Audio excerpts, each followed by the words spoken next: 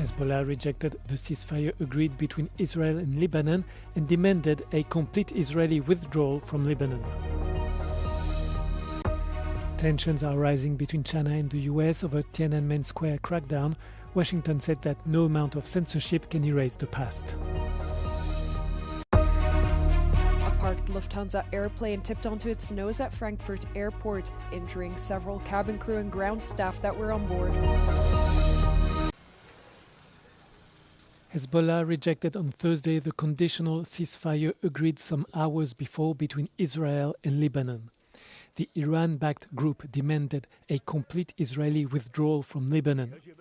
In a written statement, Hezbollah leader Naim Qassem called the negotiations absurd, humiliating and insulting.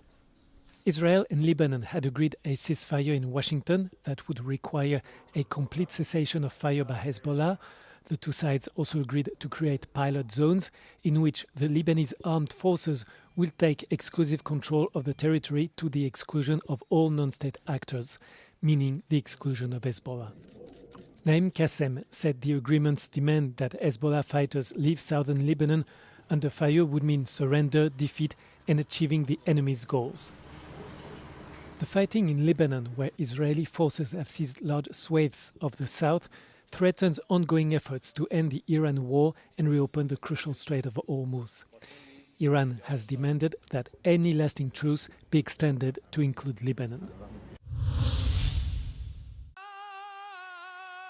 Iran's Ayatollah Mojtaba Khamenei has delivered an unexpected proclamation of Iranian victory in the war with the US and Israel. The written statement, read out by a prayer leader, comes after weeks of talks marked by threats and flare-ups of violence, which have failed to secure a deal to end the war. به خاطر مواجهه با ضربه قاطع چه در نبرد نظامی و چه در میدان و خیابان تحقیری پرمعنا و عمیق را تجربه می‌کند که در اثر آن واگرایی ملموس کشورها از او را سبب شده کید خود را در جنگ ترکیبی بر دو نقطه متمرکز ساخته است. یکی تاباوری مردم، دیگری ایجاد خطا در دستگاه محاسباتی مسئولان کشور. Khamenei's unexpected statement may signal an approaching peace deal, for which he appears to be preparing the Iranian nation while also calling for its unity. Also on Thursday, the U.S. House of Representatives passed a resolution seeking to halt American military action in Iran. The resolution was largely symbolic, however, as the U.S. president can veto it if it gains Senate approval.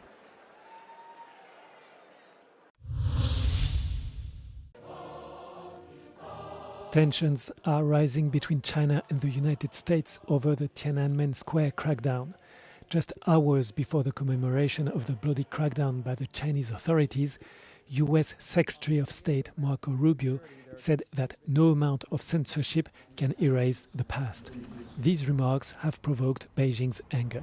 美方有关错误言论歪曲历史事实，抹黑中国政治制度和发展道路，干涉中国内政。中方对此强烈不满，坚决反对。我们敦促美方以实际行动兑现尊重中国和中国人民的承诺，停止操弄意识形态对抗，停止以所谓民主、人权为借口干涉中国内政。 On the 4th of June 1989, the Chinese authorities brutally suppressed pro-democracy demonstrations. According to human rights organizations, hundreds or even thousands of people are believed to have been killed by Chinese troops. Rubio added that those who sacrificed to uphold their unalienable rights of free expression and peaceful assembly will be vindicated someday. A Lufthansa Boeing 7879 Dreamliner tipped onto its nose at Frankfurt airport on Thursday. While the aircraft was parked, the nose landing gear suddenly collapsed, causing the front of the plane to crash to the ground. The incident happened just before passengers boarded the plane that was scheduled to fly to Los Angeles. However, cabin crew and ground staff were on board, of which several were injured. They are now receiving medical treatment. The plane was one of the airline's newest long-haul aircraft and entered into service in February. The cause of the incident and the extent of the damage remains unclear. Lufthansa said it was reviewing the incident together with authorities.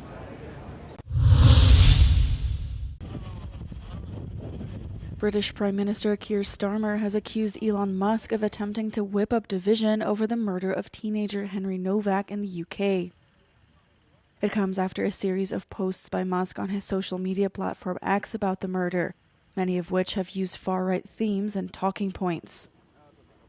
And look, we need to also assert who we are as a country, because Musk again has been interfering in our politics in the last few days, trying to whip up division. That is not who we are in Britain.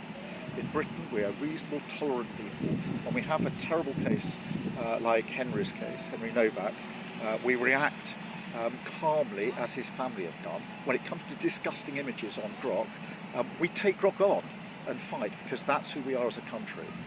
Novak was stabbed on his way home from a night out in December by Vikram Digwa, a Sikh man who was found guilty of his murder last month. The incident drew huge public attention after it emerged Digwa had falsely told police who attended the scene that he had been the victim of a racist attack. 2 men have been charged following violent protests over Novak's killing, where hundreds clashed with police in the city of Southampton, also attended by far-right activist Tommy Robinson. French-Iranian author and illustrator Marjane Satrapi, a leading voice for freedom of expression, has died at the age of 56 in Paris. Satrapi's family said she died of grief just over a year after the death of her husband. Satrapi was best known for the graphic novel Persepolis, as well as its 2007 film adaptation.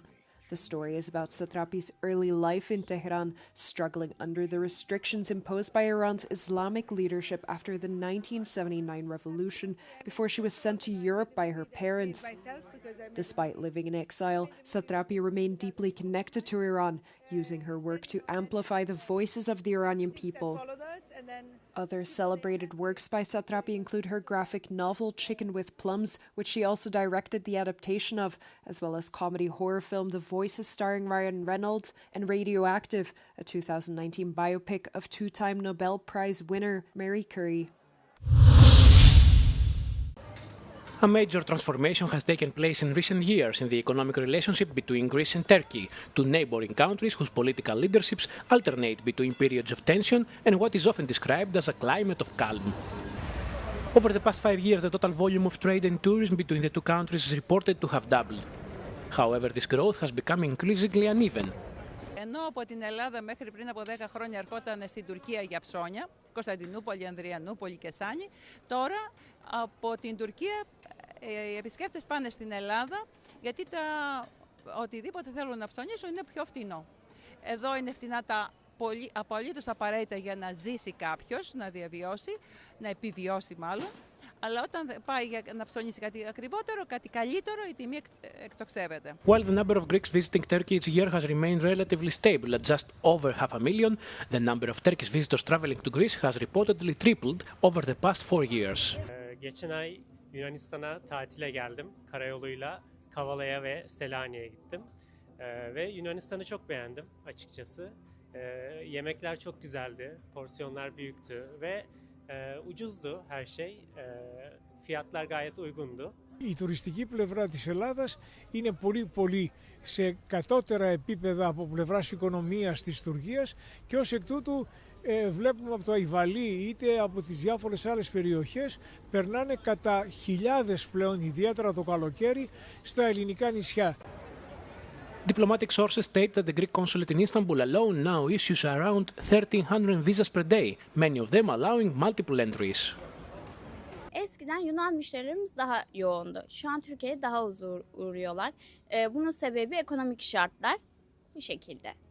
Kıyasla daha az. According to data from the Hellenic Statistical Authority, the trade balance between the two countries has also shifted dramatically in recent years. Imports from Turkey to Greece, which stood at 1.3 billion in 2020, are now estimated at 3.3 billion. In contrast, Greek exports to Turkey are projected to reach only 1.3 billion in 2025, continuing a downward trend over the past 3 years after peaking at 3 billion in 2022. Τα τελευταία χρόνια, η ροή των επισκεπτών από την Τουρκία στην Ελλάδα και αντιστρόφως έχει αλλάξει.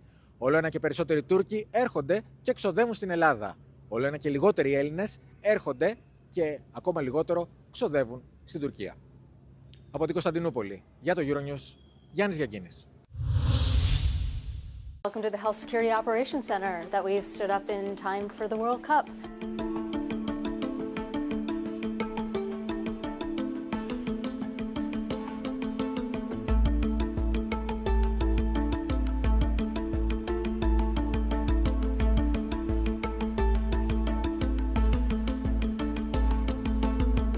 Anytime you bring people together, particularly when you bring people together from around the world, there is a chance that diseases will spread.